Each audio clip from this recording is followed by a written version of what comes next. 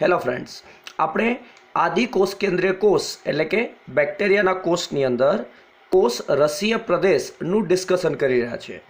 Last લેક્ચરમાં આપણે જોયું કે બેક્ટેરિયાના કોષ રસીય પ્રદેશની અંદર જનીન દ્રવ્ય આવેલું હોય છે. બેક્ટેરિયાનું જનીન દ્રવ્ય છે એ બે પ્રકારના સ્વરૂપમાં જોવા મળે છે.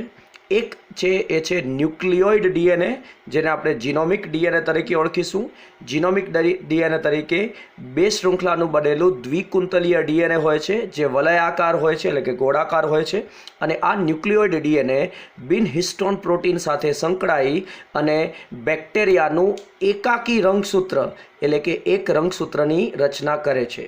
બેક્ટેરિયામાં મોટા ભાગે એક જ આ પ્રકારનું દ્વિકુંતલીય ડીએનએ આવેલું હોય એટલે બેક્ટેરિયાના રંગસૂત્રને એકાકી રંગસૂત્ર તરીકે ઓળખવામાં આવે છે.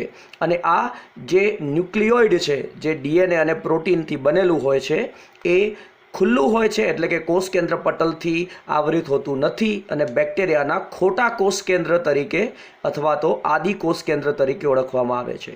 તો ટૂંકમાં જીનોમિક ડીએનએ એ તમામ બેક્ટેરિયા પાસે આવેલું હોય છે અને તમામ આવશ્યક જનીનો ધરાવે છે.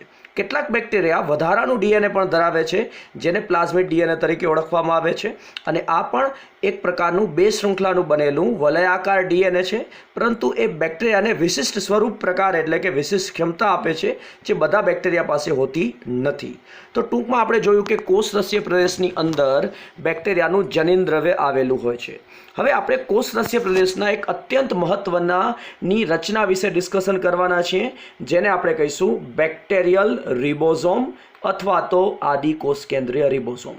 આપણે જાણીએ છીએ કે રિબોઝોમ એક પટલ વિહીન અંગિકા છે અને રિબોઝોમ આપણે એક એવી અંગિકા તરીકે રજૂ કરી શકીએ છીએ કે જે સુકોષ કેન્દ્રી કોષ અને આદિ કોષ કેન્દ્રીય કોષ એમ બંને પ્રકારના કોષોની અંદર જોવા મળે છે. તો બેક્ટેરિયાના કોષમાં એટલે કે આદિ કોષ કેન્દ્રીય કોષમાં પટલમય અંગિકાઓનો તો અભાવ હોય છે, પરંતુ રિબોઝોમ જેવી પટલ વિહીન અંગિકા આવેલી હોય છે. તો આ લેક્ચરની અંદર આપણે બેક્ટેરિયલ રિબોઝોમ વિશે જ થોડા ડિટેલની અંદર ડિસ્કશન કરવાના છીએ. તો પહેલાં આપણે આ વૈજ્ઞાનિકનું નામ યાદ રાખવું ખૂબ જરૂરી છે કે જેમને આપણે રિબોઝોમના શોધક તરીકે ઓળખીએ છીએ. આ નામ આધારિત પીએમટીમાં ક્વેશ્ચન પૂછી ચૂકાયેલો છે અને ટેક્સ્ટબુકમાં પણ આગળ આ વૈજ્ઞાનિકનું નામ આપેલું છે, એટલે અત્યારથી જ આપણે એમનું નામ યાદ રાખીશું. રિબોઝોમના શોધક તરીકે નામ છે વૈજ્ઞાનિકનું જ્યોર્જ પેલેડે. આ જ્યોર્જ પેલેડે નામના વૈજ્ઞાનિકે 1953માં સુકોષ કેન્દ્રીય કોષમાં અંતઃકોષ રસજાળની સપાટી ઉપર ઇલેક્ટ્રોન માઇક્રોસ્કોપની મદદથી રિબોઝોમની શોધ કરી હતી. હું રિપીટ કરું છું કે જ્યોર્જ પેલેડે 1953માં સુકોષ કેન્દ્રીય કોષમાં અંતઃકોષ રસજાળ એટલે કે RER ની સપાટી ઉપર રિબોઝોમની શોધ ઇલેક્ટ્રોન માઇક્રોસ્કોપની મદદથી કરેલી હતી. તો આમ એઝ સચ રિબોઝોમના શોધક જ્યોર્જ પેલેડે છે. અને ભલે આપણે અત્યારે બેક્ટેરિયલ રિબોઝોમ વિશે ચર્ચા કરી રહ્યા છીએ, પણ જ્યારે પણ તમને પ્રશ્ન પૂછવામાં આવશે કે રિબોઝોમના શોધક કોણ છે, તો એ વખતે તમારે જ્યોર્જ પેલેડેનું નામ યાદ રાખવાનું છે. 1953 વર્ષ કે જ્યાં એમણે ઇલેક્ટ્રોન માઇક્રોસ્કોપની મદદથી રિબોઝોમની શોધ કરી હતી. હવે બેક્ટેરિયલ જે રિબોઝોમ છે એને આપણે આદિ કોષ કેન્દ્રીય રિબોઝોમ તરીકે ઓળખીશું, જે 70S પ્રકારનો હોય છે. 70S પ્રકારનો હોય છે અને બે ઘટકોનો બનેલો હોય છે. એનો જે મોટો ઘટક છે એ 50S અને નાનો ઘટક છે એ 30S થી બનેલો હોય છે. એટલે હું એમ કહીશ કે આદિ કોષ કેન્દ્રીય બેક્ટેરિયલ રિબોઝોમ છે એ 70S પ્રકારના છે. એનો મોટો ઘટક 50S તરીકે ઓળખવામાં આવે છે અને નાનો ઘટક છે એ 30S તરીકે ઓળખવામાં આવે છે. જો તમે આ આકૃતિ ઉપર ધ્યાનથી જોશો આકૃતિને, તો અહીં આ મોટો ઘટક દર્શાવેલો છે ને હું મોટો પેટા એકમ પણ કહીશ. ઇંગ્લિશમાં સબ યુનિટ કહેવાય, એટલે ગુજરાતીમાં આપણે એને પેટા એકમ પણ કહી શકીએ છીએ. તો આ મોટો પેટા એકમ અથવા તો મોટો ઘટક 5050S નો બનેલો છે. નાનો પેટા એકમ અથવા તો નાનો ઘટક 30s 30નો બને 30s ને બનેલો છે. આ બંને પેટા એકમો પ્રોટીન સંશ્લેષણ જો ન થતું હોય તો કોષ કેન્દ્રમાં સ્વતંત્ર હોય છે અને એકબીજાથી મુક્ત હોય છે. એટલે કે જ્યારે આ બંને પેટા એકમો પ્રોટીન સંશ્લેષણ ન થતું હોય એવા સમયે એકબીજાથી અલગ હોય છે, એકબીજાથી જોડાયેલા હોતા નથી. પરંતુ પ્રોટીન સંશ્લેષણના સમયે મેગ્નેશિયમ, યાદ રાખજો આયનનું નામ Mg+2, મેગ્નેશિયમ +2ની હાજરીમાં રિબોઝોમ સ્થાયી થાય છે. એટલે કે મોટો ઘટક નાના ઘટક સાથે જોડાય છે અને એનાથી પૂર્ણ રિબોઝોમ થાય છે. તો 50s અને 30s પેટા એકમો જ્યારે ભેગા થશે ત્યારે 70s નામનો પૂર્ણ આદિકોષ કેન્દ્રીય એટલે કે બેક્ટેરિયલ રિબોઝોમનું નિર્માણ થશે. તો અહીં યાદ રાખવાવાળો મુદ્દો એ છે કે કયા ખનિજ આયનની હાજરીમાં બંને રિબોઝોમના પેટા એકમો એકબીજા સાથે જોડાઈ અને સ્થાયી પૂર્ણ રિબોઝોમ બનાવે છે. તો જવાબ છે Mg+2, મેગ્નેશિયમ +2. આ પ્રશ્ન પણ પૂછાયેલો છે બરાબર પીએમટીના ક્વેશ્ચન પેપરમાં કે કયા ખનિજ આયનની હાજરીમાં રિબોઝોમ સ્થાયી બને છે. તો આપણે જવાબ આપીશું મેગ્નેશિયમ આયન અથવા તો Mg+2 આયન. હવે જુઓ, મારું મેથ્સ એટલું પણ વીક નથી કે હું સામાન્ય સરવાળા ના કરી શકું. તમને એવો ડાઉટ જતો હશે કે સર 50s એટલે કે 50s અને 30s ભેગા થાય તો 50 અને 30 80s થવા જોઈએ, પરંતુ તમે તો અહીં 70s લખેલું છે.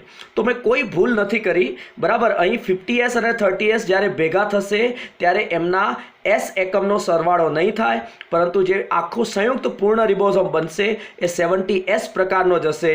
અને આ બાબતને આપણે સમજવા માટે S એકમ વિશે આપણી સમજને થોડી ક્લિયર કરવાની જરૂર છે. તો પહેલાં આપણે આદિકોષ કેન્દ્રીય એટલે કે બેક્ટેરિયાના રિબોઝોમનો વ્યાસ યાદ રાખીશું. એ છે 15 નેનોમીટરથી 20 નેનોમીટરનો. 15 નેનોમીટરથી 20 નેનોમીટરનો બેક્ટેરિયલ એટલે કે આદિકોષ કેન્દ્રીય રિબોઝોમનો વ્યાસ હોય છે. હવે અહીં જે S હોય છે એને સ્વેડબર્ગ અચળાંક તરીકે ઓળખવામાં આવે છે. સ્વેડબર્ગ એ વૈજ્ઞાનિકનું નામ છે જેમણે અચળાંકની શોધ કરેલી હતી અને એટલા માટે એમને સ્વેડબર્ગ અચળાંકના નામથી આ અચળાંકને ઓળખવામાં આવે છે.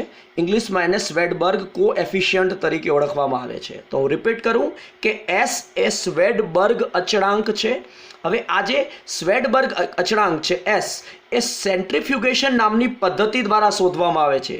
કઈ પદ્ધતિ દ્વારા શોધવામાં આવે છે? સેન્ટ્રીફ્યુગેશન નામની પદ્ધતિ દ્વારા શોધવામાં આવે છે. એને ગુજરાતીમાં અવસાદન અચળાંક પણ કહેવામાં આવે છે, સેડિમેન્ટેશન કોએફિશિયન્ટ પણ કહેવામાં આવે છે. તો ટૂંકમાં તમારા લેવલ ઉપર અત્યારે કેટલા મુદ્દાઓ તમારે યાદ રાખવાના છે. S એ સ્વેડબર્ગ અચળાંક છે, એને અવસાદન અચળાંક પણ કહીશું, અને સેન્ટ્રીફ્યુગેશન નામની પદ્ધતિ દ્વારા એની શોધ કરવામાં આવે છે અથવા તેને શોધવામાં આવે છે. હવે જુઓ, S એટલે કે આ જે સ્વેડબર્ગ અચળાંક છે એ કોઈપણ પદાર્થના કદ અને ઘનતાનું આડકતરું માપન છે. કદ અને ઘનતાનું આડકતરું માપન છે.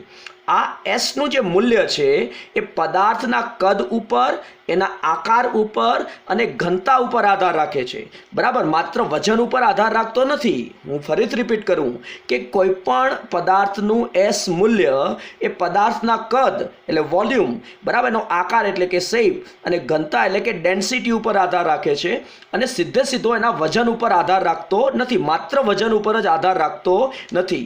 અને એટલા માટે જ્યારે બે અલગ અલગ પેટા એકમો ભેગા થશે, બે અલગ અલગ પેટા એકમો ભેગા થશે અને પૂર્ણ રિબોઝોમ બનાવશે તો પેટા એકમોના S મૂલ્યનો સરવાળો જોવા મળશે નહીં બરાબર. આપણે 50 અને 30 ભેગા કરીશું તો 70s બનાવશે, 80s નહીં બનાવે, કારણ કે આ જે પૂર્ણ રિબોઝોમ છે એક અલગ જ પ્રકારનો આકાર ધરાવશે અને એની ઘનતા પણ બદલાઈ જશે અને એટલા માટે એનું જે S મૂલ્ય છે એ 70s થશે. અને અહીં આપણે એમ કહીશું કે બે પેટા એકમોના S મૂલ્યનો સરવાળો થતો નથી. બે પેટા એકમોના S મૂલ્યનો સરવાળો થતો નથી. તો સેન્ટ્રીફ્યુગેશન એક ડિટેલની પદ્ધતિ છે અને એટલા માટે તમારા સ્કોપથી બહારની વસ્તુ છે, એનું ડિસ્કશન કરવું.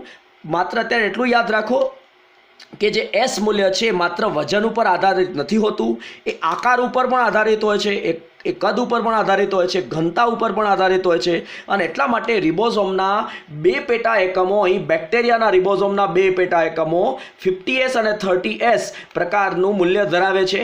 પણ જ્યારે બંને મેગ્નેશિયમ +2ની હાજરીમાં જોડાઈ અને પૂર્ણ રિબોઝોમ બનાવે છે તો એ 70S બેક્ટેરિયલ રિબોઝોમ તરીકે ઓળખવામાં આવે છે. એટલે આ હું એક સમીકરણના સ્વરૂપમાં રજૂ કરું તો 50S મોટો પેટા એકમ પ્લસ 30S નાનો પેટા એકમ ઇઝ ઇક્વલ ટુ 70S પૂર્ણ રિબોઝોમ, એ બેક્ટેરિયલ રિબોઝોમ તરીકે આપણે એને ઓળખીશું. ચલો, રિબોઝોમનો દરેક ઘટક, બરાબર, અહીં રિબોઝોમનો દરેક ઘટક બે બંધારણીય ઘટકો ધરાવે છે. રિબોઝોમનો દરેક ઘટક બે બંધારણીય ઘટકો ધરાવે છે. પહેલો એનો ઘટક છે રિબોઝોમલ આરએનએ, જેને આપણે શોર્ટમાં આરઆરએનએ તરીકે ઓળખીશું, અને બીજા ઘટકો છે પ્રોટીન. વિવિધ પ્રોટીનો આવેલા હોય છે. એટલે આપણે એમ કહીશું કે રિબોઝોમનો મોટો ઘટક હશે કે નાનો ઘટક હશે, આ બંને ઘટકો થઈને જ પૂર્ણ રિબોઝોમ બનાવવાના છે. દરેક રિબોઝોમનો ઘટક બે બંધારણીય ઘટકો ધરાવે છે. આ દરેક રિબોઝોમના ઘટકમાં બે વસ્તુઓ આવેલી છે. પહેલો જે જૈવિક અણુ છે એ છે આરએનએનો એક પ્રકાર રિબોઝોમલ આરએનએ, અને બીજો એનો બંધારણીય પદાર્થ છે પ્રોટીન. એટલે આપણે એમ કહીશું કે રિબોઝોમ પોતે પણ, પૂર્ણ રિબોઝોમ પણ બે બંધારણીય જૈવિક અણુઓ ધરાવે છે. રિબોઝોમ બે બંધારણીય જૈવિક અણુઓ ધરાવે છે, રિબોઝોમલ આરએનએ એટલે કે આરઆરએનએ અને પ્રોટીન. યાદ કરો, આપણે કોષ કેન્દ્રિકાના એક કાર્ય તરીકે જોયું હતું કે રિબોઝોમલ આરએનએ એટલે કે આરઆરએનએના સંશ્લેષણ સાથે જોડાયેલી છે કોષ કેન્દ્રિકા, અને એટલા માટે રિબોઝોમના સંશ્લેષણ સાથે પણ જોડાયેલી છે. તો એ વખતે જે આપણે આરએનએના પ્રકારની વાત કરી હતી એ જ પ્રકાર છે રિબોઝોમલ આરએનએ. હું એમ કહીશ કે આરઆરએનએ, રિબોઝોમલ આરએનએ, આરએનએનો એક પ્રકાર છે જે રિબોઝોમનો બંધારણીય ઘટક છે. આપણે ચેપ્ટર 9 જૈવિક અણુઓની અંદર આરએનએના મુખ્ય 3 પ્રકારો ભણીશું: આરઆરએનએ, એમઆરએનએ અને ટીઆરએનએ. અને એ પૈકીનો આ એક આરએનએ છે. આરએનએ એટલે કે રિબોન્યુક્લિક એસિડ છે, જેને આપણે રિબોઝોમલ આરએનએ એટલે કે આરઆરએનએ તરીકે ઓળખીએ છીએ. આ આરએનએનો પ્રકાર રિબોઝોમના બંધારણમાં જોવા મળે છે, એટલે એનું નામકરણ રિબોઝોમલ આરએનએ તરીકે કરેલું છે. અને રિબોઝોમલ આરએનએ આમ રિબોઝોમનો એક મુખ્ય જૈવિક અણુ છે. હું રિપીટ કરું કે રિબોઝોમના નાના કે મોટા ઘટક બે જૈવિક અણુઓ ધરાવે છે. પ્રથમ જૈવિક અણુ છે એ છે આરએનએનો એક પ્રકાર, જેને આપણે કહીશું રિબોઝોમલ આરએનએ, આરઆરએનએ, અને બીજા જૈવિક અણુ છે પ્રોટીન. આમ રિબોઝોમ પણ બે જૈવિક અણુઓ ધરાવશે, આરઆરએનએ અને પ્રોટીન. શું છે આરઆરએનએ? તો આરએનએનો એક પ્રકાર છે જે રિબોઝોમનો બંધારણીય ઘટક છે. તો આમ આ સેક્શનમાં આપણે જોયું કે બેક્ટેરિયલ આદિકોષ કેન્દ્રીય રિબોઝોમ જે 15 નેનોમીટરથી 20 નેનોમીટરનો વ્યાસ ધરાવે છે, 70S કહેવાય છે. એટલે 50S અને 30S બે પેટા એકમોનો બનેલો છે. મોટો પેટા એકમ 50S, નાનો પેટા એકમ 30S ભેગા થઈ અને પૂર્ણ 70S બેક્ટેરિયલ રિબોઝોમનું નિર્માણ કરશે. આ જે બેક્ટેરિયલ રિબોઝોમ છે એમાં જે 70Sમાં S લખીએ છીએ એ સ્વેડબર્ગ અચળાંક છે, અવસાદન અચળાંક છે, સેન્ટ્રીફ્યુગેશન નામની એક પદ્ધતિ દ્વારા શોધાય છે. એ આડકત રીતે પદાર્થના કદ અને ઘનતાનું માપન છે, અને એ પદાર્થના કદ, ઘનતા અને આકાર ઉપર આધાર રાખે છે. અને એટલા માટે બે પેટા એકમોના S મૂલ્યનો સરવાળો ક્યારેય કરવામાં આવતો નથી, અને જ્યારે બંને પેટા એકમો ભેગા થશે તો 70S બેક્ટેરિયલ રિબોઝોમનું નિર્માણ કરશે. નેક્સ્ટ લેક્ચરમાં આપણે જોઈશું કે આ બંને જે રિબોઝોમના ઘટકો છે, મોટો ઘટક અને નાનો ઘટક, એટલે મોટો પેટા એકમ અને નાનો પેટા એકમ, એમાં કયા પ્રકારના રિબોઝોમલ આરએનએ આવેલા હોય છે અને કેટલા પ્રોટીન અંદર આવેલા હોય છે, તેમજ પોલીરિબોઝોમ નામની રચના છે એ કઈ છે અને કેવી રીતે પોલીરિબોઝોમનું નિર્માણ થાય છે.